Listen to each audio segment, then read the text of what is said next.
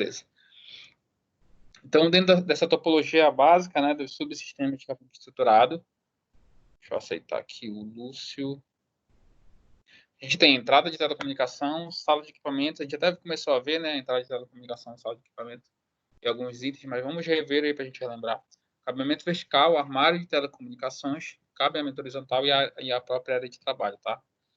Então, o primeiro item aqui é entrada de telecomunicação, que é basicamente vai fazer a união ou a interconexão entre o cabeamento externo e o cabeamento interno, vamos dizer assim, né? O cabeamento que a gente vai chamar de intraedifício. Então, vai ser da onde vai estar entrando aqui, olha, visualiza aqui nesse item abaixo. Então, tem uma sala de entrada, né? Com por onde vai estar entrando o cabeamento externo ao prédio ou ao local, né? Interligando com o cabeamento interno. Também conhecida por ser um local que vai abrigar um distribuidor geral. Vai unir todos os cabos que vêm da parte externa do prédio, como eu já falei, até a parte interna aí, de cabeamento. Então, seria essa ideia aqui, ó. Percebe esse cabeamento aqui, que vai ser o cabeamento que vai estar no prédio. A entrada, aí vai depender do tipo de interconexão que está ligado, né? Pode ser sem fio, pode ser cabeado, né? E geralmente se utiliza de fibra ótica, né? De cabeamento externo para interno, né? A gente vai ver algumas possibilidades aí no decorrer da aula, certo? Então, as dimensões mínimas e básicas aí que tem que ser levadas em consideração para a concepção ou para a criação, né? Dessa sala que vai abrigar, né? Que vai ser conhecida como a entrada de telecomunicação. Então, se eu tenho uma área geral, né? A área total de cabeamento, ou seja, um prédio com 7.000 metros quadrados, essa minha sala tem que ser de, pelo menos, né? No mínimo, de 3,66 por 1,90. Algo em torno de 3,5 por 2 metros. Né? Por que à medida que vai aumentando a área geral, vai aumentando também as dimensões dessa minha sala? Porque, obviamente, quando eu tenho uma área geral maior, eu vou ter mais pontos de comunicação, né? Eu vou ter maior números de repetidores, vou ter uma maior quantidade de cabeamento. E é claro que todo esse cabeamento, de alguma maneira, ele vai estar passando por essa entrada de telecomunicação. Então, é claro que também que meus equipamentos eles vão ocupar mais espaço, vou precisar de mais equipamentos, e aí a minha sala tem que suportar isso, certo? Aí tu pode questionar, mas ainda que a rede seja de pequeno porte, a área seja grande, mas sejam poucos pontos, ou a ideia seja que eu tenho uma quantidade limitada de pontos, ou uma quantidade limitada de área de trabalho, ou até mesmo de hacks, ainda assim eu tenho que obedecer essa regra, sim. Lembra que a, a ideia de cabeamento estruturado, ele prima pela escalabilidade. Então, a princípio, pode não ser que exista tantos pontos, ou exista tantos nós, né, repetidores, usuários e tudo mais, mas se eu tenho uma área geral que pode comportar isso, ela pode vir a crescer até essa dimensão aí. Então, a gente já tem que levar em consideração, né, a área geral para poder fazer a concepção dessa nossa entrada de telecomunicação, tá? O segundo item aí seria a nossa sala de equipamentos. Deixa eu aceitar. A Linderson. Então, sala onde fica os equipamentos de telecomunicação, né, que são os mais conhecidos nossos, PABX, modem, switches camada 3, roteadores, servidores, entre outros aí. Os servidores a gente já conhece bem, roteadores fazem rota, os switches de camada 3 tem aquelas funcionalidades, né, ou de fazer VLANs, ou até mesmo traçar alguma rota. Os modems para fazer a codificação, decodificação, modulação e demodulação. O PABX, né, que seria a ideia de fazer os terminais, né, de ligação, para fazer canais, né, para interligação de telefonia, né? Vários aí terminais utilizando ao mesmo tempo. Tá certo? Também conhecida como sala técnica. Aqui tem uma figura aí ilustrativa, tá? Como seria essa nossa sala de equipamentos aí? Quais são as recomendações básicas que a gente vai levar em consideração para a criação, para a concepção dessa sala? Evitar locais restritos à expansão, que possa comprometer o crescimento da rede, né? levando em consideração que a gente pode aumentar a quantidade desses meus equipamentos. Vou fazer alguém aqui.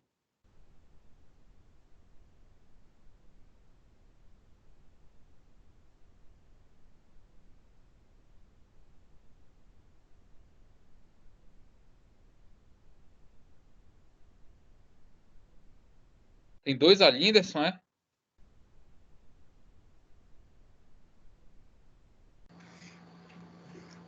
Né?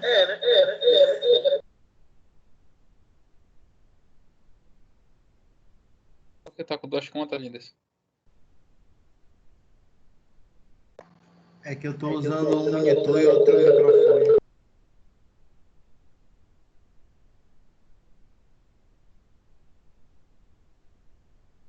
Beleza. Deixa mutado aí, porque senão dá muito eco aqui para mim, tá? Aí. Continuando aqui. Manter o ambiente com temperatura controlada. A nossa região aqui ela é conhecida pela temperatura elevada, né? Somente no verão, mas não só, que não é bem verão aqui, né? É um período sem chuva e um período com chuva. Então, a gente tem que conservar a temperatura, né, dos equipamentos, e aí não tem uma norma ou uma estimativa, vai depender do equipamento que foi comprado, da quantidade de equipamento que for comprado, da temperatura que existe no local, do tamanho da sala, entre outras coisas. Aí a gente vai se basear, tá, nos manuais dos próprios equipamentos, tá? Os no breaks aí devem ficar em outra sala, uma sala separada, né? Até mesmo pela questão da temperatura.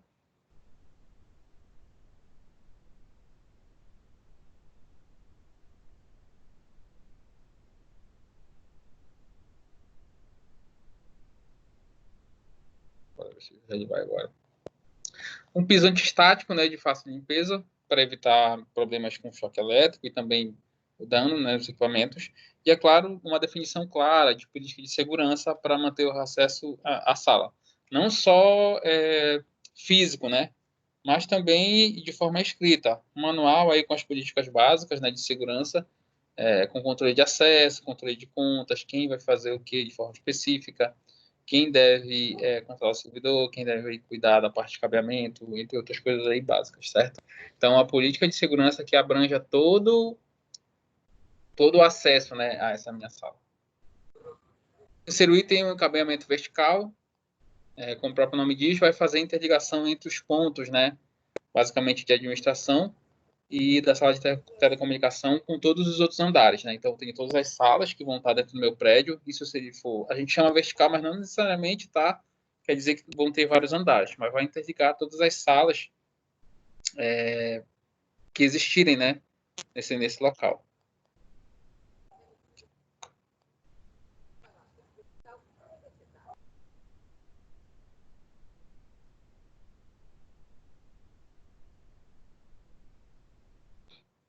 Quais são os cabos que são homologados aí para o nosso cabeamento vertical? O cabo coaxial, né, que eu posso fazer a interligação até 500 metros. O cabo TP de 100 ohms, né, essa unidade de medida aqui para resistência, né, desse meu cabeamento. E aí, no meu cabo TP, eu posso utilizar em até 800 metros para voz e 90 metros quadrados. Esses 90 metros aqui, a gente tem que levar em consideração que eu vou usar 5 metros aí para a área de trabalho e 5 metros petcord, né, que eu vou estar interligando do meu switch até o pet panel. A gente coloca esse padrão aí. Né, deixar 5 metros para um lado, 5 metros para o outro, né, que vai totalizar a quantidade máxima de 100 metros, né, que eu posso transmitir sem ter atenuação no cabo TP, né, a partir de categoria 5E. Salva aí as questões, né, que a gente, do categoria 7 da 6A, que a gente vai ver mais à frente, tá? A fibra ótica é multimodo, né, e a fibra ótica também monomodo. Isso tudo no cabeamento vertical, para que eu possa utilizar. A sala de telecomunicação, quais são as características básicas que a gente tem que levar aí? A altura do pé direito, né? Que é a altura da sala, na verdade, de pelo menos 2,6 metros, por questão dos equipamentos, né? A altura dos meus próprios equipamentos e também a questão da refrigeração, tá? É recomendado que eu utilize um padrão de cores para interconectividade, e aí vem a questão de organização. Não se tem um padrão de que cor específica deve ser utilizado para cada equipamento, ou para interligar sala com sala, ou para determinado serviço, ou para interligar quais são subsistema com subsistema, tá? Desde que seja organizado. Então, essa escolha fica a critério do administrador, escolher qual cor ele deve utilizar para estar fazendo essa interligação. É claro, né, não é ideal aqui fazer um rebaixamento de teto, né? Fazer uma sala que seja baixa, pelas questões que nós acabamos de falar aí. Segue aí uma imagem que dá para a gente entender aí como funciona.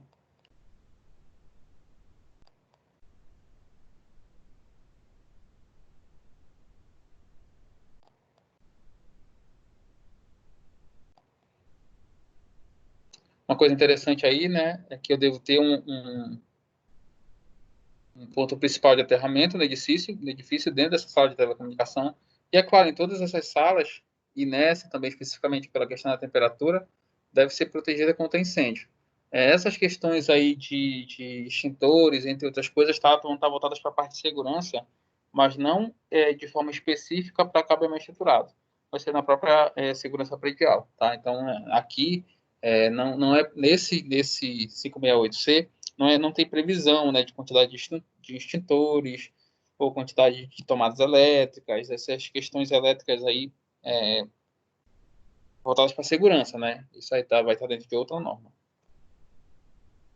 Aqui os exemplos de armário de telecomunicação. A gente vai ter aqui dentro deles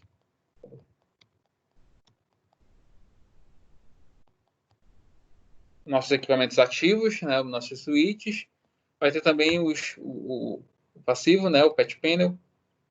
Pode ser um rack de grande porte, pode ser um rack de pequeno porte, pode ser uma sala, pode ser só um quadro, então depende da quantidade. A gente vê lá no Laboratório da Fama que a gente tem um bem parecido com esse, né? Lá consta dois switches e 2 patch panels que fazem a interligação ali dos laboratórios, né? Que vão de 30 a 50 computadores. O padrão para a quantidade de portas que eu tenho no meu switch é normalmente de 24 portas, né? Então, a partir disso, né, eu vou ter que estar utilizando dois switches e 2 patch panels para fazer a interligação. Aí tu pode me perguntar, para que eu vou utilizar patch panel, né? Se o ativo, aí o equipamento ativo vai ser o switch. A única função que o patch panel tem, a gente até viu, né, nas nossas aulas práticas que nós já tivemos aí em outras disciplinas, é de organização mesmo. A gente tem uma maior segurança física de que não vai haver problema, não é, digamos assim, problemas físicos, quebra de cabo e tudo mais, e eu tenho um maior controle, uma maior organização. O custo é pequeno e as vantagens dele são muito grandes, né? A utilização do patch panel, eu consigo organizar muito melhor aí. E também os testes para reorganização, digamos assim, para retrofit ou qualquer outra técnica que possa ser utilizada, ela é muito mais fácil de fazer quando se tem o patch panel.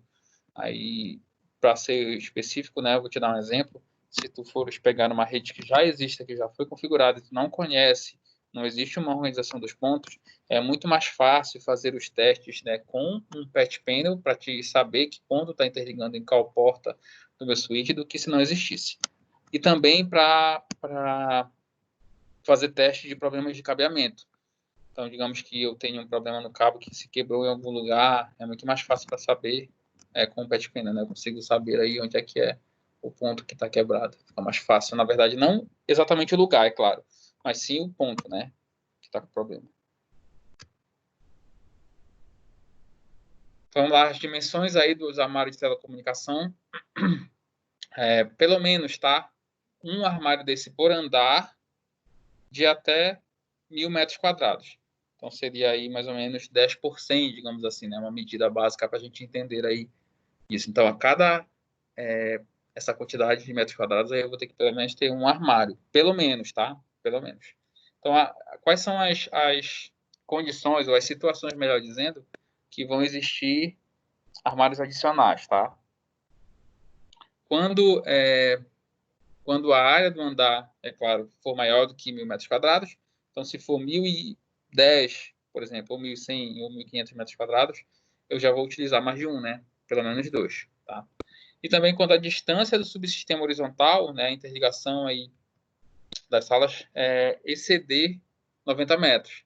É claro que eu vou precisar de outro armário porque eu vou precisar de repetidores. E eu não posso deixar repetidores soltos aí, digamos assim, né? Ou pendurados, dependurados, ou em algum lugar sem a devida segurança, sem a devida normatização de controle, tá? Então, quando for mais de 1.000 metros quadrados, ou quando a distância entre os subsistemas for maior do que 90 metros. Lembra, não esquece que eu tenho aqueles 5 metros para um lado, 5 metros para outro de controle. Então, toda vez que for maior do que 90 metros, eu vou ter que necessariamente instalar adicionar ou instalar um armário a mais. As normas aí em relação ao aterramento, controle de temperatura e o piso antistático continuam, e os racks fechados devem ser instalados em área com fluxo de pessoas. Esses racks fechados aí a gente vai considerar aqueles que têm as portas de vidro ou as portas todas de metal, que a gente possa trancar, utilizar a chave, né, para que não haja falha na segurança física. Esse aqui é o nosso cabeamento horizontal. Se vocês tiverem a oportunidade de ver, lá na Fama tem, né? Se vocês passarem lá pela frente do complexo acadêmico, bem em cima da porta do laboratório, a gente tem essa interligação dessas eletrocalhas aí, passando um cabeamento. Não é nesse nível aqui está, mas tu consegue visualizar. Se vocês tiverem a oportunidade de visitar o fórum, quando voltar, né, tudo ao normal, seria interessante vocês visualizarem lá, porque é bem parecido, assim, é bem organizado lá.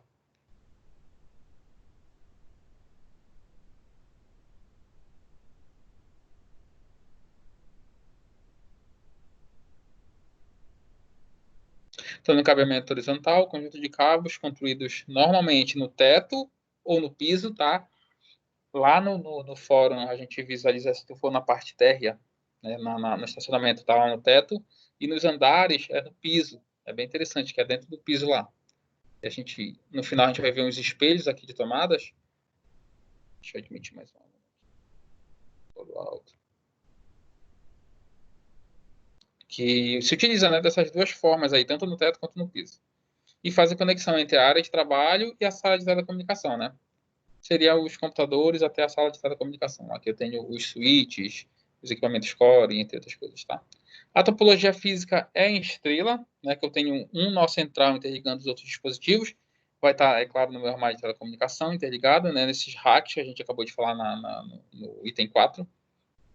E por recomendação da norma, cada ponto de telecomunicação deve ser ligado a um patch panel do respectivo local onde se encontra, né? Então, eu vou ter o meu equipamento lá ativo, meu switch, eu vou ter que ter no patch panel pelas questões que eu te falei agora há pouco, de organização, de facilidade de resolução de problemas e de organização. Mais exemplo aí de cabeamento. Não deverá, em qualquer hipótese, existir emenda nos cabos, tá? Não sei se vocês conseguem, acho que não, ou já viram em algum lugar, existe já um cabeamento feito e fazer interligação, tá? Existem no mercado, tá? Umas tomadas que elas são RJ45 fêmea, né? Os dois lados que a gente consegue fazer emenda, tá? Mas não é aceitável dentro de uma normatização de cabeamento. Os cabos devem terminar nos painéis e conectores da mesma categoria, né? Então, a minha infraestrutura deve seguir um padrão de categoria de cabeamento. Eu vou começar o cabeamento 5E, depois eu vou para 6, e o outro ponto vai ser 6A, e no último vai ser 7. Né? Então, tem que seguir uma mesma categoria de cabeamento. E a norma recomenda não utilizar petcord com crimpagem manual. Isso é uma questão interessante. Ó. Utilizar somente petcord injetados. Não sei se vocês já avisam, mas daqui a pouco pesquisem lá na internet. A gente já viu, vocês já viram lá na nossa sala de infraestrutura, os petcord que são injetados, né? São aqueles cabos prontos já, que eles são feitos por máquinas. Eles são injetados. Então, a gente percebe até um certo derretimento na borracha do final, que ele fica muito bem encaixado. Né? Então, é feito por máquinas, e não aquela crimpagem manual, que é aquela que a gente faz aí, tá? Então, esses petcords aí devem ser feitos de forma injetada, né? Por essas máquinas na fábrica. E não como a gente faz de forma manual. E aqui é a nossa área de trabalho. local onde o usuário interage com os equipamentos de terminais de telecomunicação. Esses equipamentos acessam os sistemas por meio de conectores e tomadas. É o ponto final do cabeamento estruturado, onde há uma tomada fixa para a conexão de cada equipamento. Então, a gente falou dos 90 metros aí, né, para interligação entre subsistemas. Eu vou deixar 5 metros, que é justamente para interligar da minha tomada, que pode ser na parede, pode ser no piso, até a minha estação de trabalho, né? Essa aqui é a área de trabalho, tá? A estação de trabalho é o próprio computador em si. Então, a interligação dessa estação de trabalho aqui até a tomada, tá? Eu tenho que deixar 5 metros, justamente para essa perda, né? Então, por padrão, a gente deixa aqui de 90 metros entre os subsistemas, e eu vou deixar 5 metros aí para fazer essa interligação da área de trabalho, também lá dos meus pet cords que a gente já falou, tá? Nos switches lá e nos pet panels.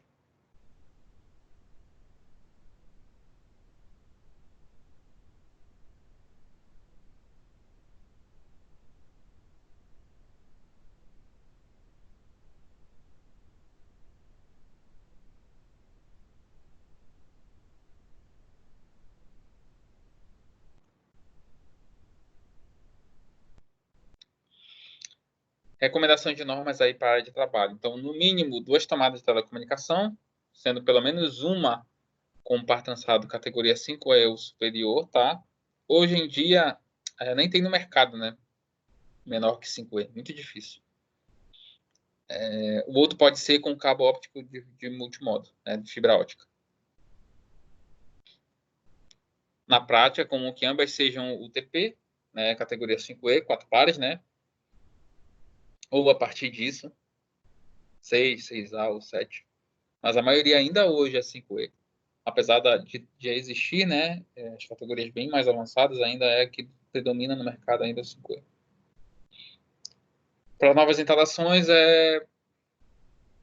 a recomendação é que cada área de trabalho seja provida de 2 tomadas de categoria pelo menos 6.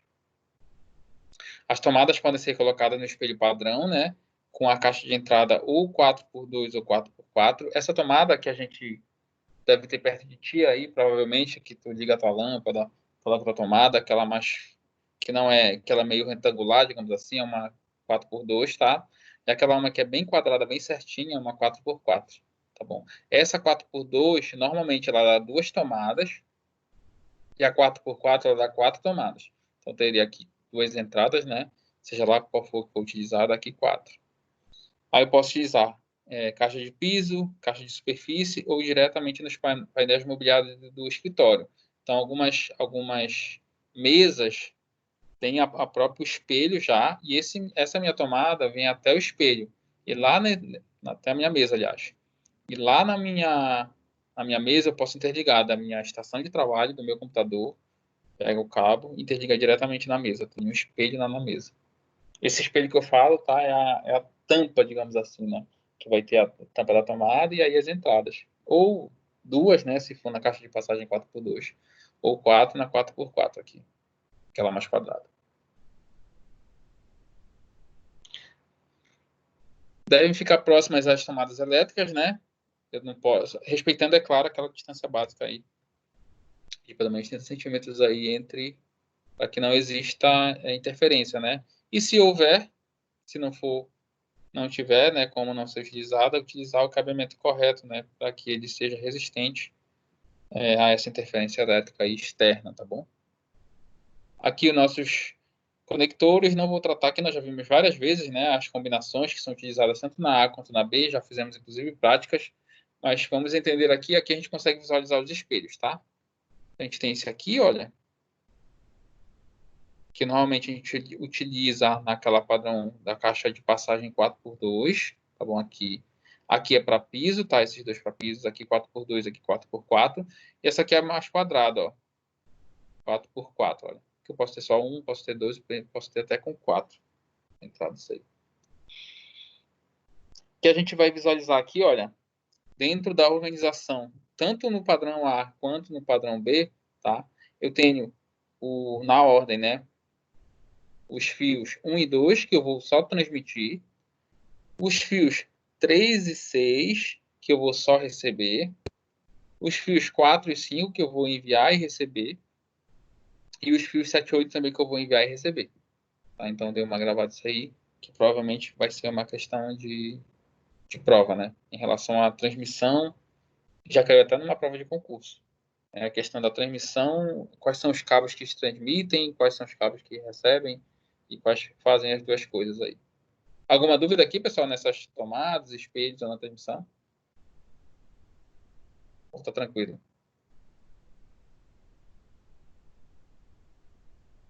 Deve estar tranquilo. Bem, medida de padrão para hacks e equipamentos de rede. Vamos lá. São os hacks aí, tá? A gente vai utilizar uma norma, a gente vai chamar de RU, tá? Seria unidade de hack, ou hack unit, ou simplesmente U, tá? Essa regra é de aproximadamente 4,5 centímetros, tá? Que eu vou chamar de RU de 4,5 centímetros. Isso faz com que qualquer equipamento que seja normatizado, eu consigo acoplar. Eu consigo colocar ele dentro desse meu rack. Então, se eu pegar um switch, independente da marca, se eu pegar um patch panel, independente da marca, eu consigo encaixar ele nesse meu rack. Esse é o padrão, né, de ser 4,5 centímetros. A gente vai já ver uma figura, tá? Essa mesma padronização é seguida pela maioria dos fabricantes de equipamento de rede. Por isso, fazemos referência à altura dos equipamentos no formato da letra U, tá? Que é o padrão de normatização. Aí eu tenho espaços aí nos meus racks que são de 1U, né? Que é do rack unit, 2U ou 3U ou até mais. Vamos ver aqui na figura. Então, olha só. Então tem aqui um UU, né? Que normalmente daria um equipamento, 2U, que daria 2 equipamentos, e 3U, que daria 3 equipamentos aí para interligar, tá? No meu rack. Então, aqui a parte de cabeamento, tá? Eu coloquei somente não vou falar das categorias, porque nós já falamos aí várias vezes, mas eu fiz uma divisão aí entre o FTP e o STP, né? Baseado na blindagem dele aí, tá? Em que o FTP utiliza uma blindagem mais simples, né? Só uma blindagem ao redor do cabeamento inteiro. E o STP aí eu utilizo uma blindagem, digamos, nos pares, tá? Isso traz mais custo, é mais difícil de manusear, mas é mais resistente às minhas interferências aí. E o STP, tá? O SSTP, perdão, é que eu tenho, além, né, dessa blindagem nos pares, eu tenho uma malha parecida com aquela malha do cabo coaxial que vai proteger mais ainda aí contra a interferência. A única interferência que eu vou ter aí, é claro, é a própria interferência dos meus pares, né? Lembra que eu tenho essa proteção aqui nos pares, porque o que vai passar por aqui, esse cabo, ele tem uma resistência, e o que vai passar por aqui não deixa de ser corrente elétrica, tá bom? Então, se está passando corrente elétrica aqui, vai gerar um campo eletromagnético, e ele vai causar uma interferência entre os pares aí, causando ruído e causando também, podendo causar, e consequentemente causando problemas para a transmissão aí.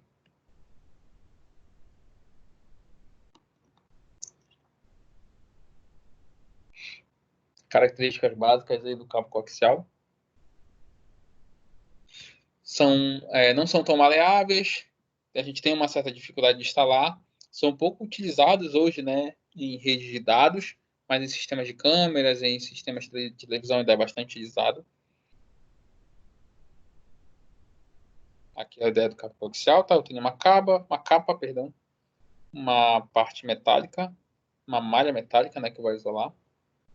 Tenho uma proteção plástica e eu tenho meu condutor de cobre aqui. O cabo coaxial, tá? Eu tenho o fino e o grosso, que vão só se diferir aí em relação à distância. Aqui os conectores, tá? Eu tenho o conector BNC, os conectores BNC. Esse aqui é o conector T, o chamado conector T, o famoso, que fazia a interligação, né, naquelas redes, principalmente, que eram em anel, o em barramento também. E por último, a fibra ótica, né? Que eu tenho uma divisão, a gente vai ter uma aula específica só de fibra ótica, que a gente não teve ainda, falando aí de técnicas, onde é utilizado, como é que é feita a passagem, como é que é feita a passagem nos rios, se é mais indicado utilizar no poste ou por baixo da terra, Em qual situação eu uso o multimodo, qual situação eu uso o monomodo, como é que funciona as faixas, a gente vai ter uma aula só de fibra ótica. Mas o que, para a gente entender aqui, tá? Basicamente, a gente tem dois tipos, monomodo e multimodo. O que passa pela fibra ótica é luz, tá? A fibra ótica é feita de vidro, de areia, não, convertida nisso. Então, são mais finas, inclusive, que fio de cabelo. E, é claro, não tem só um fio que vai, digamos assim, que vai transmitir, são vários. E como eu não tenho em transmissão nada mais rápido que a luz, elas se refletem aí pela fibra ótica e conseguem chegar muito mais rápido. A grande vantagem que eu tenho aí, tá, da fibra ótica é a sua velocidade, por ser luz, e eu tenho uma maior resistência à interferência elétrica, né, já que ela acaba não interferindo na luz. O campo eletromagnético não faz diferença aí nessa minha transmissão, tá? A grande desvantagem é que custa muito mais caro e elas são muito sensíveis. Então eu consigo facilmente quebrar, digamos assim, né, a nossa fibra ótica. Então, vantagens da fibra ótica, a largura de banda mais alta, né, maior, consigo transmitir mais rápido, uma quantidade muito maior, menor atenuação do sinal, consigo chegar mais longe, eu preciso de menos repetidores, é imune à interferência eletromagnética, né, então eu tenho menos erro, menos ruído, é resistente a materiais corrosivos, né, então não vou ter problema para ferrugem, essas coisas. E também é mais leve, então eu fico mais fácil para carregar, para locomover. A desvantagem é a instalação e manutenção. Os profissionais aí são limitados, né, que trabalham ou que têm algum tipo de especialização ou cursos específicos, né, com trabalho com fibra ótica, então é mais caro. E o custo, né, que ainda faz com que não seja tão utilizado. A gente já tem aqui a utilização bem forte de fibra ótica já aqui no estado, com as dificuldades, né, dos equipamentos, com a dificuldade de instalação e com as dificuldades culturais aí de roubo, entre outras coisas que acabam fazendo com que a gente tenha ainda um atraso, tá? Mas principalmente aqui a gente tem problemas de compatibilidade de equipamentos e de fusão da fibra, tá? A fusão da fibra ela é relativamente complexa e assim como a gente tem dispersão de luz, né, com qualquer brecha que existir, na fibra ótica é a mesma coisa. Então, se eu fizer uma fusão que ela não esteja 100% correta, eu vou ter perda dessa luz. Eu tendo perda dessa luz, é claro, eu vou ter perda de sinal, e aí eu não vou conseguir fazer a transmissão como deva ser feita, tá? Então, para te entender o exemplo, né, se tu está num lugar totalmente escuro e tem uma sala que está com a luz acesa, e nessa sala tem uma porta e tem uma brecha, tu consegue visualizar essa luz porque ela está escapando desse ambiente. Da mesma maneira, se eu estiver interligando uma fibra até a outra, fiz essa fusão, né, entre esse cabo e milimetricamente, né, não foi feita 100% correta, eu vou ter uma perda, eu vou ter uma brecha. É como se não fosse diretamente ligado, como se estivesse bem conectado. Se eu estiver perdendo essa luz, eu estou perdendo o sinal. Né? Então a gente tem esse problema que é natural, né? E não é tão simples assim de fazer a fusão, tá? Eu já tive a oportunidade de visualizar, né, como é feita. Então é um equipamentozinho, uma caixinha que encaixa, né, e ele vai fazendo essa fusão através de calor. Mas ainda, né, como eu falei, os profissionais são limitados aí, ok? Alguém tem alguma dúvida, pessoal?